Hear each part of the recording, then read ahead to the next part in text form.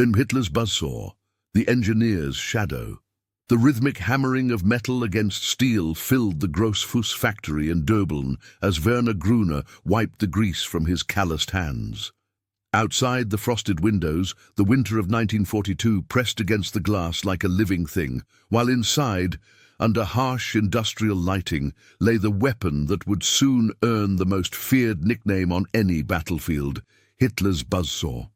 He was just a factory engineer, the son of a blacksmith who had been mocked by military officers for his impractical ideas. But that night, as he made the final adjustments to the MG42's feeding mechanism, Werner had no idea he was creating a legend that would haunt battlefields from Normandy to Stalingrad. The scent of machine oil and hot metal hung heavy in the air as Werner examined his prototype one final time. The weapon looked deceptively simple compared to the intricate MG42 that currently equipped German forces. Where the older gun required dozens of precisely machined components, Werner's design used stamped steel parts that could be manufactured in a fraction of the time. It was an approach that had earned him ridicule from his superiors, who believed only complex engineering could produce reliable weapons. "Herr Gruner, the procurement officers are here," his assistant called from across the factory floor. Werner nodded, his stomach tightening with familiar anxiety. 3 men in crisp uniforms approached, their expressions skeptical. He had faced this scene before, the dismissive glances, the predetermined conclusions about his humble origins and unconventional methods. "So this is your revolutionary machine gun?"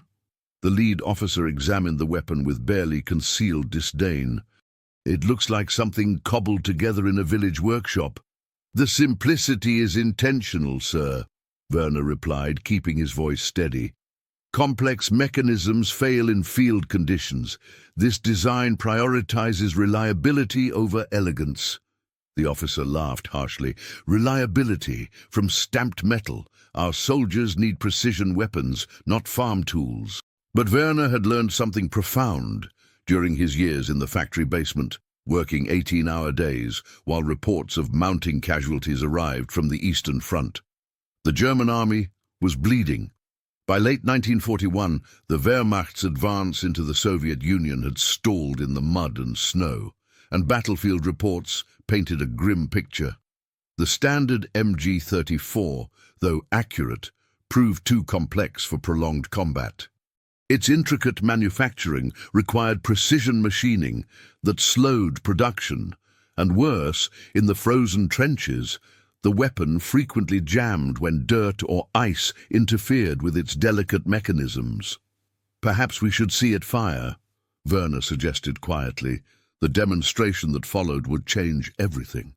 When the MG42 roared to life, cycling ammunition at an unprecedented 200 rounds per minute, nearly double the rate of the MG34, the distinctive high-pitched buzz filled the factory air. The sound was unlike anything the officers had heard before, a mechanical scream that seemed to slice through the very atmosphere, 3 minutes of continuous fire without a single jam. The weapon that military experts had dismissed as crude farm machinery had just achieved what should have been impossible. In the stunned silence that followed, Werner glimpsed something in the officers' faces that would haunt him for the rest of his life. The recognition that he had created something terrible and magnificent. A weapon so efficient at its deadly purpose that it would force armies to completely rethink how men fought and died. "Production begins immediately," the lead officer said, his voice barely above a whisper. As the officials departed with urgent steps and hushed conversations, Werner remained alone with his creation. In the distance, church bells chimed midnight, marking not just another day, but the birth of a legend that would echo across battlefields for decades to come. He had no way of knowing that within months, Allied soldiers would learn to identify German positions solely by that distinctive buzz, or that the weapon's terrifying efficiency would force military tacticians to abandon centuries of battlefield doctrine. the son of a Saxon blacksmith, had just changed the nature of modern warfare itself. If stories like this make you question what you'd do in someone else's boots, tell us in the comments how you imagine you'd react in this camp, and stay with us for the next chapters. What drives a man to perfect an instrument of destruction while knowing each improvement will claim more lives? Werner Gruner's unlikely path to military engineering had begun 37 years earlier in a village smithy in Saxony, where his father Johann forged simple tools from raw iron. Born in 1905, Werner had grown up watching the ancient dance of hammer and anvil, learning that true strength came not from complexity, but from understanding the essential nature of metal itself. His calloused hands bore witness to countless hours spent at the forge, absorbing lessons that prestigious universities could never teach. The rejection letter from Berlin Technical University still stung, even decades later.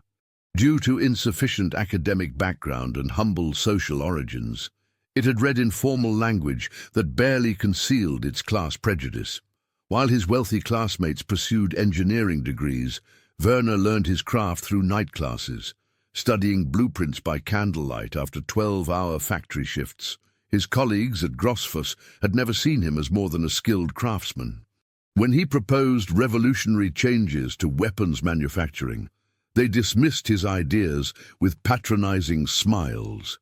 Even his own family questioned his obsession with mechanical perfection, wondering why he spent countless evenings sketching firing mechanisms instead of pursuing conventional success.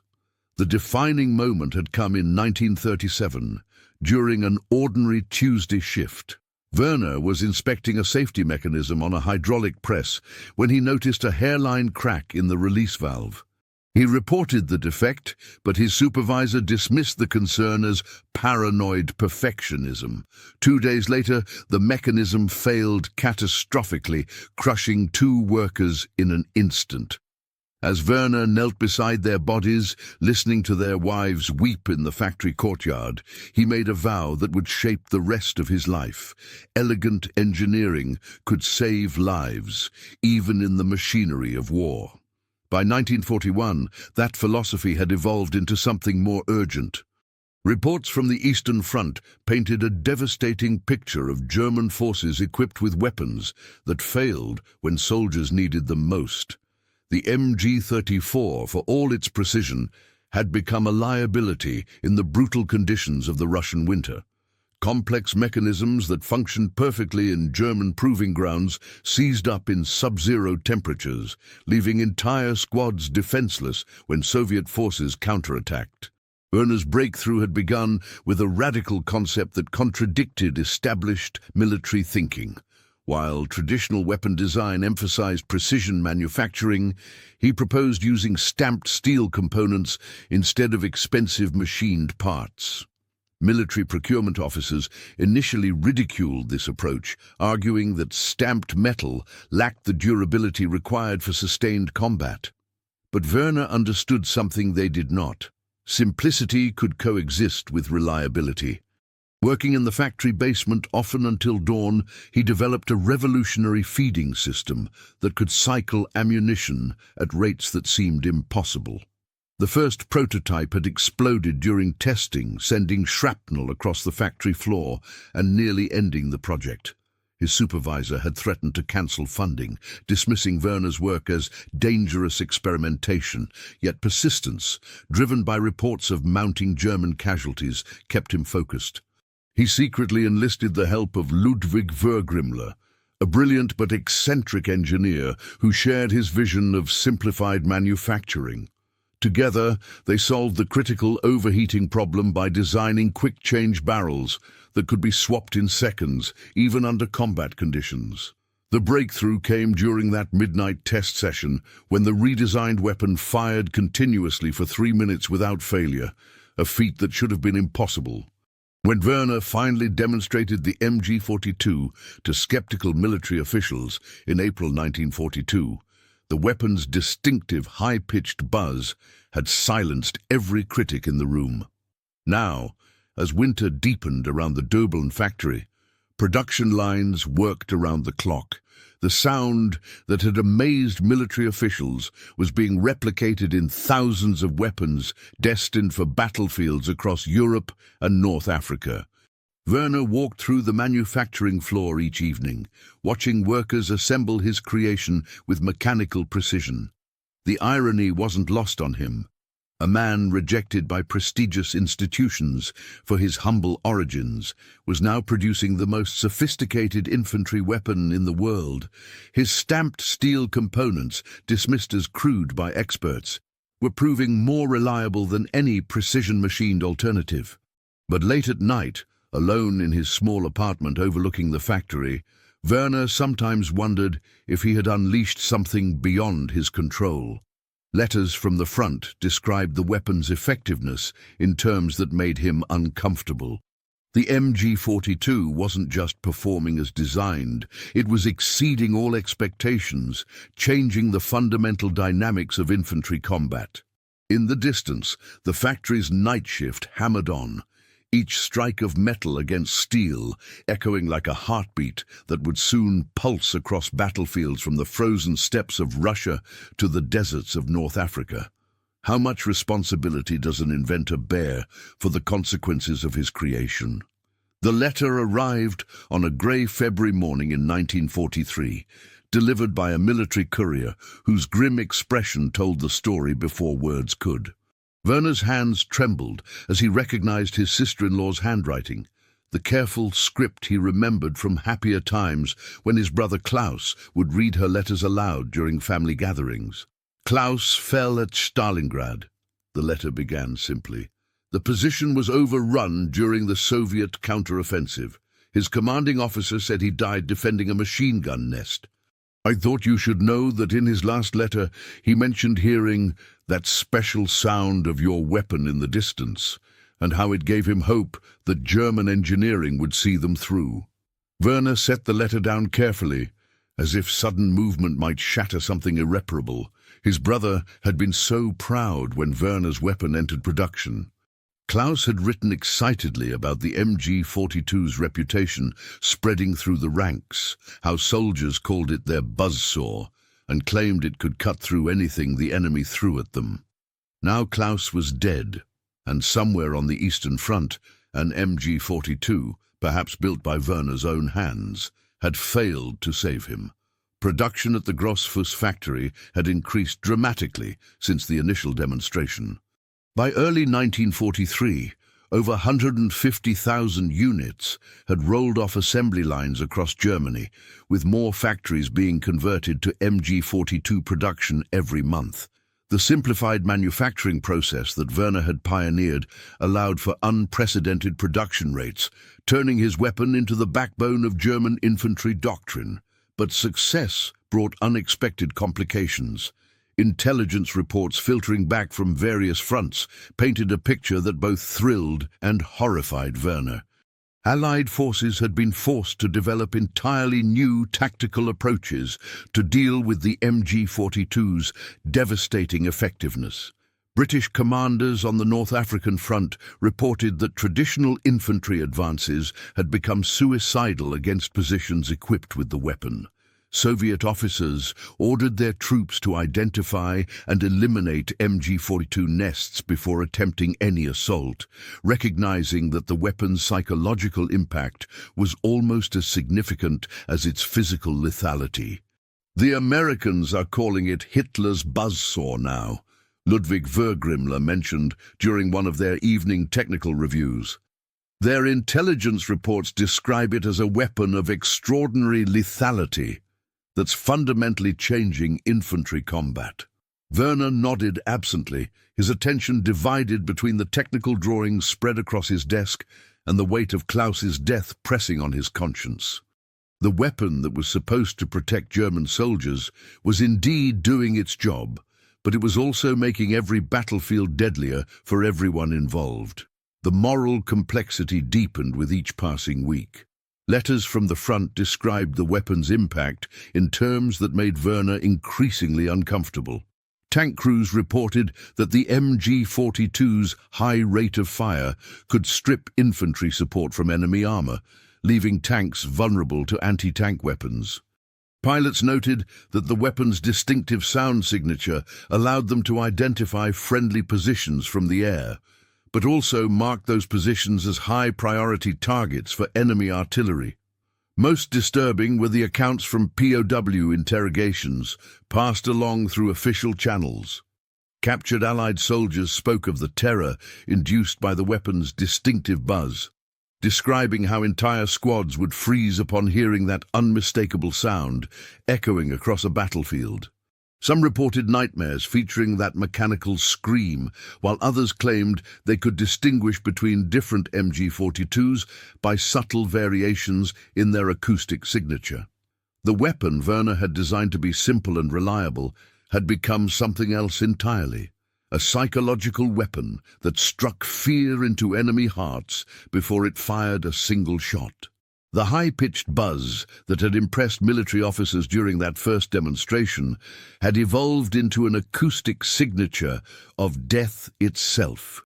In March, Werner received an unexpected visit from a Wehrmacht major who had recently returned from the Eastern Front.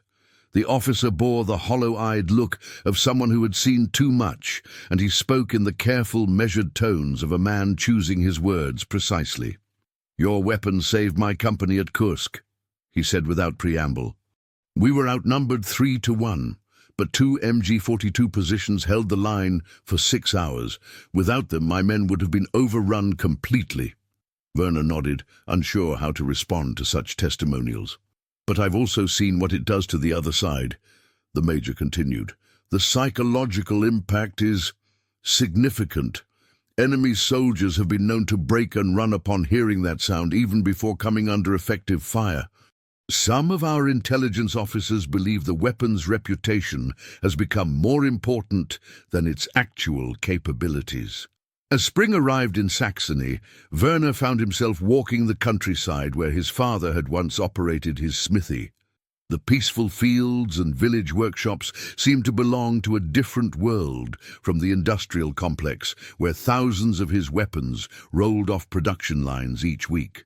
He thought about Klaus, about the major's testimonial, about the Allied soldiers who reportedly feared his creation's distinctive sound more than death itself.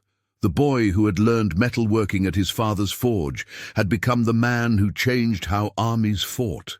But the question that haunted him most was whether he had made war more humane through technological excellence, or simply more efficiently terrible. Do you think you'd cling to what you were taught back home, or to what your own eyes see in a place like this? Comment which side you'd lean toward, and share this episode with someone who loves real human stories from history. Can a man's greatest professional achievement also become his deepest personal burden? By the summer of 1943, Werner Gruner's creation had reached a production milestone that few weapons in history could claim.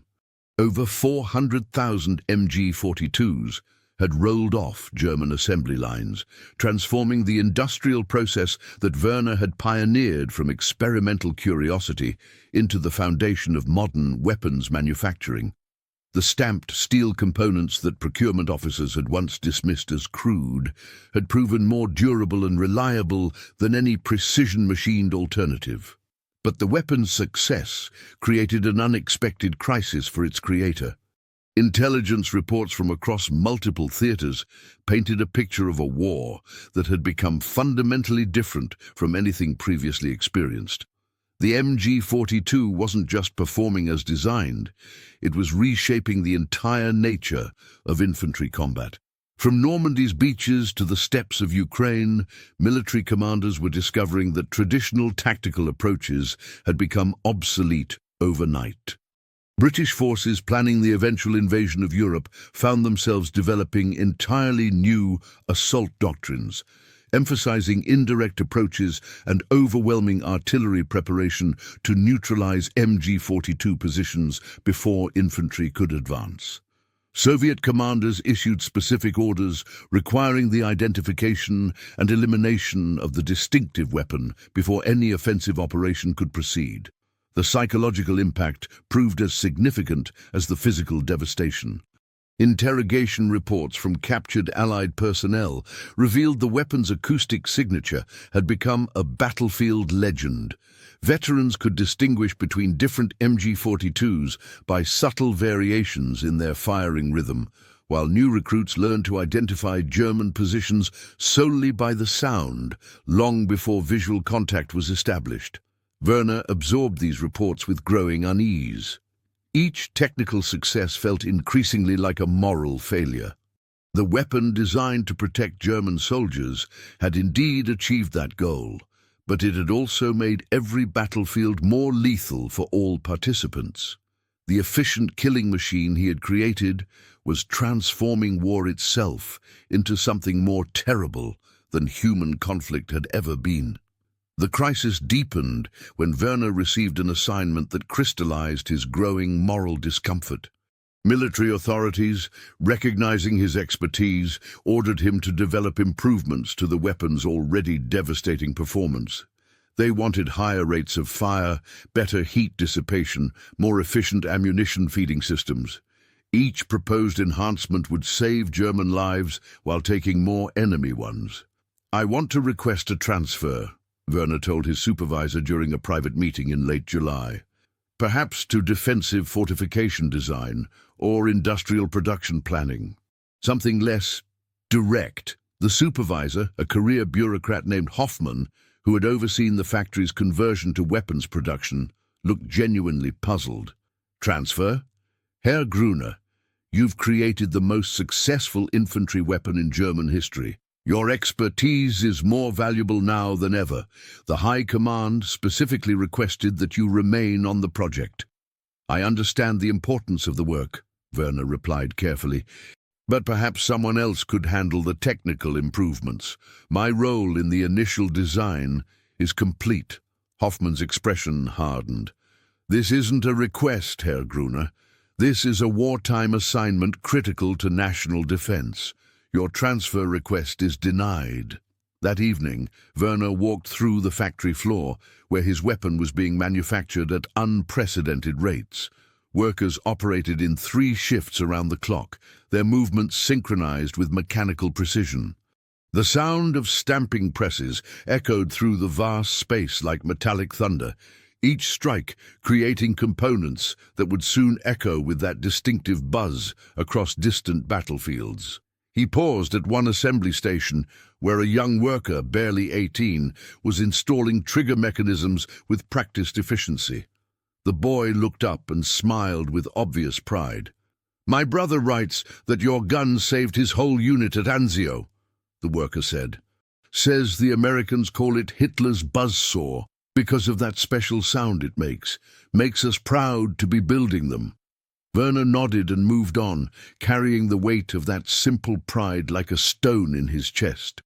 The boy saw glory, where Werner saw complexity, heard heroism, where the creator heard only the echoes of mechanical precision applied to human destruction.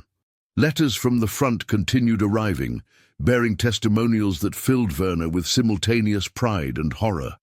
Company commanders described impossible defensive victories achieved through superior firepower.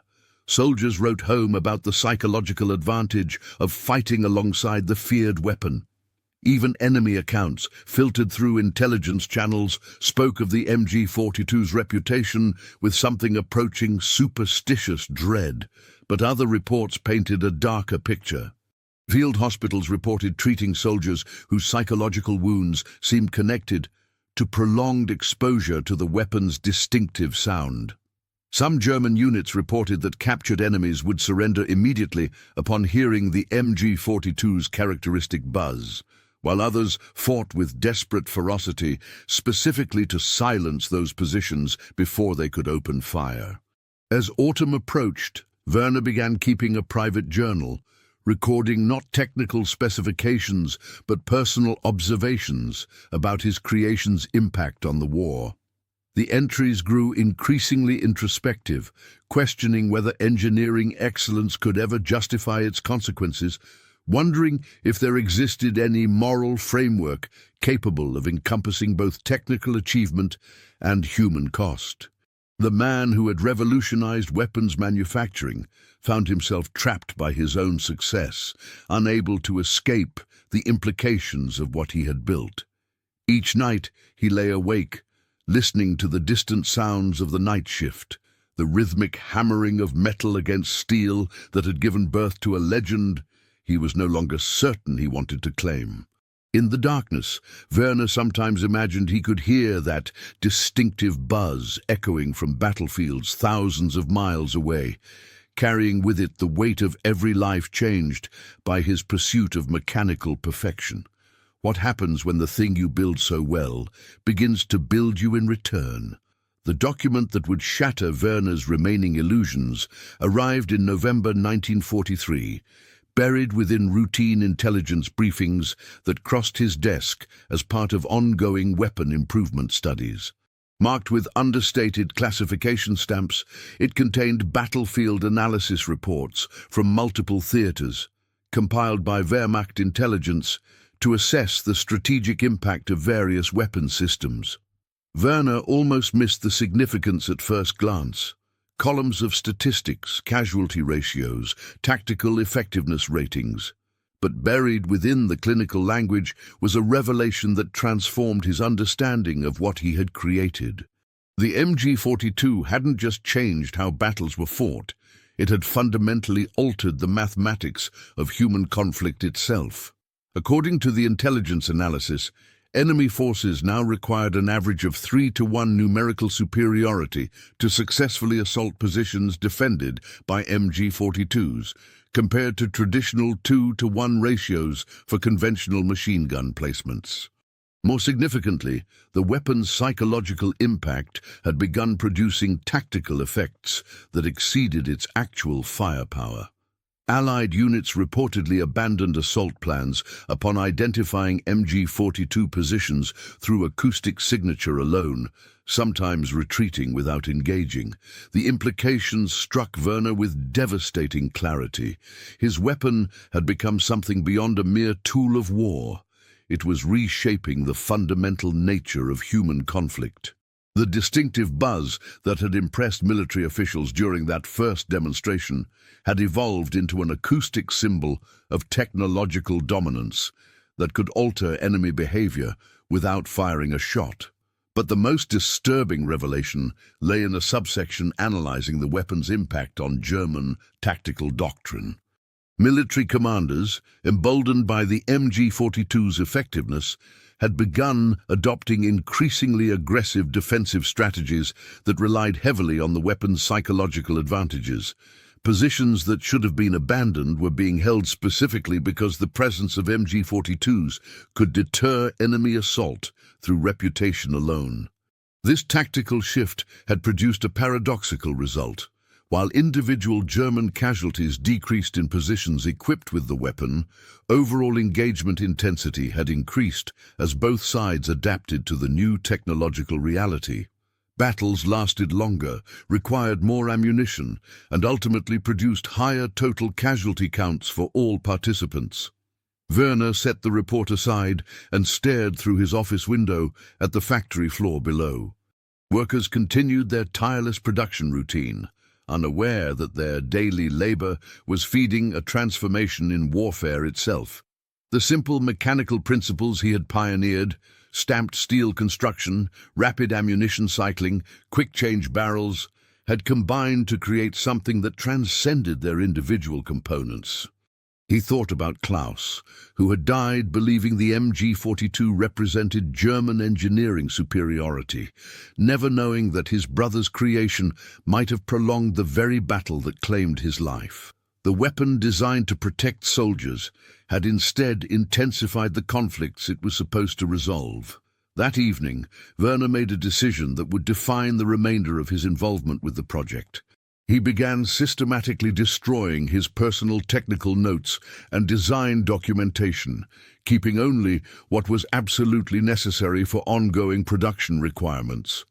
Working late into the night, he burned sketches, calculations, and improvement concepts that represented months of intensive development work. Ludwig Vergrimler discovered him in the basement workshop the next morning. surrounded by ashes and partially destroyed blueprints. "What are you doing?" Ludwig asked, his voice carrying a mixture of concern and confusion. "Preventing the future from being worse than the present," Werner replied without looking up from the burning papers.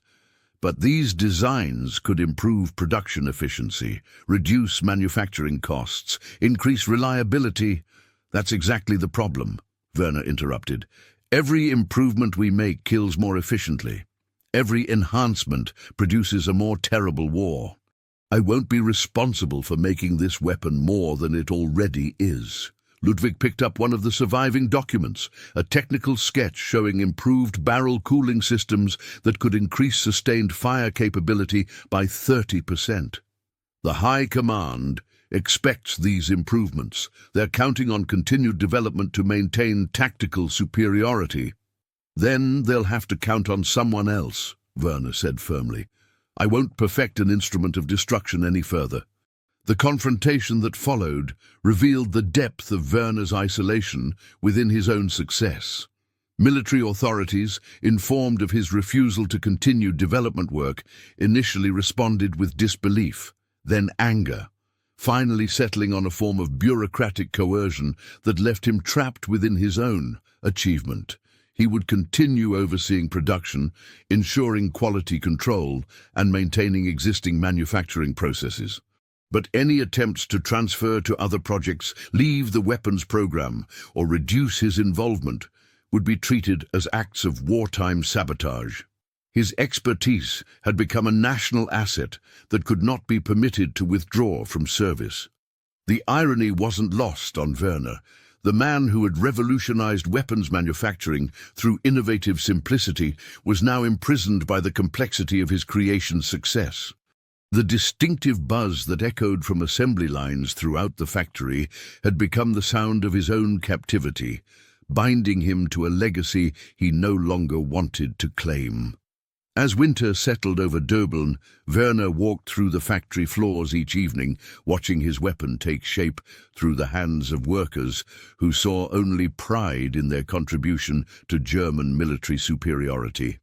The sound of metal striking metal filled the air like a mechanical heartbeat, pulsing with the rhythm of an innovation that had transformed its creator from engineer into reluctant architect of modern warfare's terrible efficiency. In the distance, the night shift hammered on, each strike echoing with the weight of a creation that had grown beyond its maker's intentions, carrying with it the sound of a future that would forever bear the mark of one man's pursuit of mechanical perfection. When does an inventor's greatest achievement become his deepest regret? The final months of the war brought a desperate urgency to Werner's work that had nothing to do with weapon improvement and everything to do with preventing his innovations from falling into Allied hands. As Soviet forces advanced from the east and American troops pushed deeper into Germany, military authorities issued increasingly frantic orders regarding the protection of strategic technical knowledge. Werner spent the spring of 1945 in a race against time, systematically destroying manufacturing documentation, prototype designs, and production techniques that could allow enemy forces to replicate the MG42's devastating effectiveness. Working alone in the factory basement, he burned years of technical evolution, reducing revolutionary engineering concepts to ashes and scattered fragments. The irony of this destruction wasn't lost on him. The same military officials who had once ridiculed his stamped steel approach now considered his methods so valuable that they couldn't be permitted to survive Germany's defeat.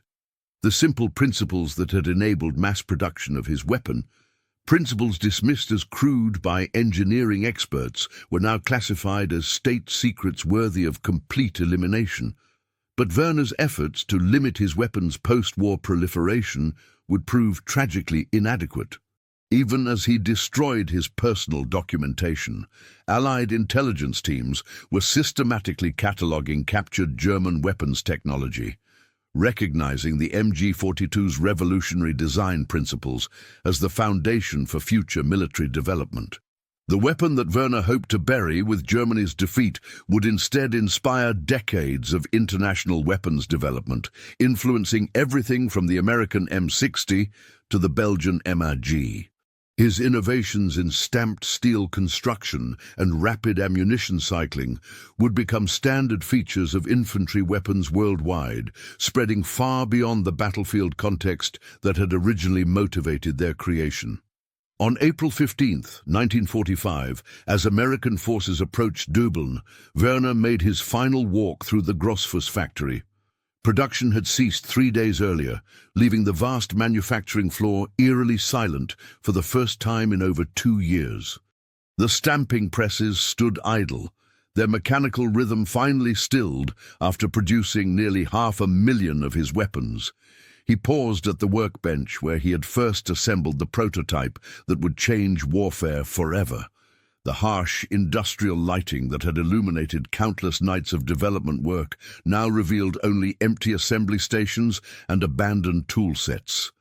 The distinctive sound that had defined his life for 3 years, the rhythmic hammering of metal against steel, had finally fallen silent.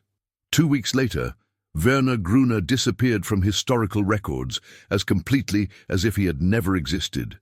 Official documents show no trace of his post-war activities, no employment records, no government interactions.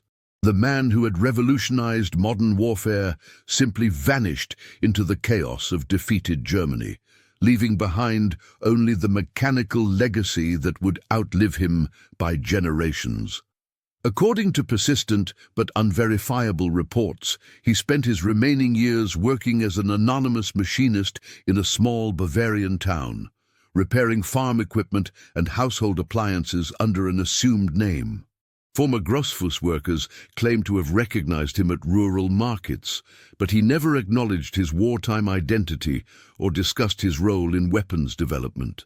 The burden of creating a weapon that had fundamentally changed human conflict proved too heavy for public acknowledgement. Werner carried his secret through decades of silence, watching from obscurity as his innovations influenced military technology worldwide, while never claiming credit for achievements that had transformed warfare itself. In the early 1960s, an elderly machinist was found dead in a small workshop outside Munich, surrounded by tools and half-finished repair projects that bore the unmistakable hallmarks of exceptional engineering skill. Among his few possessions was a technical drawing, yellowed with age, showing the feeding mechanism of a machine gun that had once been known as Hitler's Buzzsaw. The drawing was unsigned, but experts who examined it recognized design principles that had revolutionized weapons manufacturing 20 years earlier. Beneath the technical sketches in faded pencil, someone had written a single line: "In the end, it wasn't the weapon that endured. It was the mind that dared to reimagine the very essence of mechanized warfare." Werner Gruner's story became a reminder of how technical brilliance could amplify both human capability and human suffering, how the pursuit of mechanical perfection could create instruments that transcended their creator's intentions. The weapon he had designed to protect soldiers had indeed achieved that goal, but at the cost of making war itself more efficient and terrible. The distinctive buzz that had once filled the Grossfuss factory continued echoing across battlefields for decades, carried by weapons that traced their lineage directly to Werner's revolutionary principles. But for its creator, the sound that had defined his greatest achievement became the acoustic signature of a burden too heavy to carry in public light. Years later, veterans from multiple armies would still recognize that unmistakable mechanical scream, forever associating it with the transformation of warfare from human conflict into technological supremacy. The boy who had learned metalworking at his father's forge had succeeded beyond his wildest imagination, creating a legacy that proved both the promise and the peril of engineering excellence applied to human destruction. If this story reminded you that even in the darkest times, small acts of humanity still matter. Subscribe to the channel, tell us which country you watch from, and invite someone to revisit history with us in the next story. What legacy would you choose to leave? The achievement that changed the world, or the wisdom to walk away from what you'd created?